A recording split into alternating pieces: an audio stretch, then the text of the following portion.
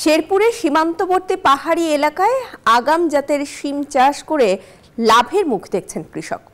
আগাম শিম চাষে সফলতা আর বাজার মূল্য ভালো থাকায় আগ্রহী হচ্ছেন অনেকে।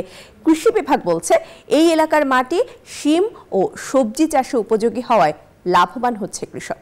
উৎপাদন বাড়াতে সব ধরনের পরামর্শ দিয়ে সহায়তা করা হচ্ছে।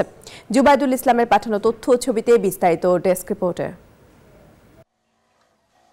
শেরপুরের ঝিনাইগাতি উপজেলার সীমান্তবর্তী এলাকার কৃষক আব্দুল কাদের 40 শতক জমিতে আগাম শিমের চাষ করেছেন তিনি। এর মধ্যে 20 শতাংশ জমিতে বাড়ি 7 জাতের আগাম শিম লাগিয়েছেন। চারা লাগানোর 3 মাসের মাথায় শিম তুলে বাজারে বিক্রি শুরু করেন তিনি। মন প্রতি দাম পেয়েছেন প্রায় 8,000।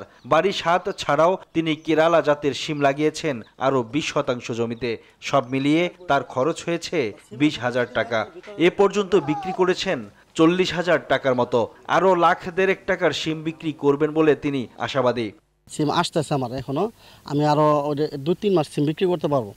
তারপরে বিক্রি করার পর আমি এখান থেকে বীজ রাখবো আর কি, সাধারণ অন্যান্য কৃষকদের মাঝে এটা ছড়িয়ে দেওয়ার জন্য। আমি আশাবাদী অনেক লাভবান হবো আর কি। তার সাফল্য দেখে এলাকার অনেকেই আগাম শিম চাষে আগ্রহী হচ্ছেন। বীজ ও পরামর্শ চাচ্ছেন আব্দুল কাদেরের কাছে। এই জাতের সিম আর কেউ চাষ করে নাই। এই জাতের সিমটা আগাম আসে, দাম ভালো পাওয়া যায়।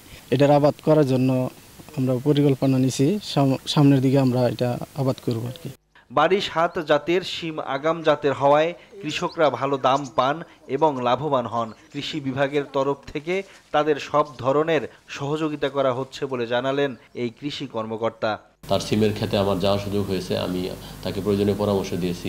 আর অন্যান্য কৃষি উদ্যোক্তা যদি এই সিম আবাদে আগ্রহী হন তাহলে আমাদের উপজেলা কৃষক থেকে প্রয়োজনীয় প্রশিক্ষণ এবং পরামর্শ প্রদান করা হবে।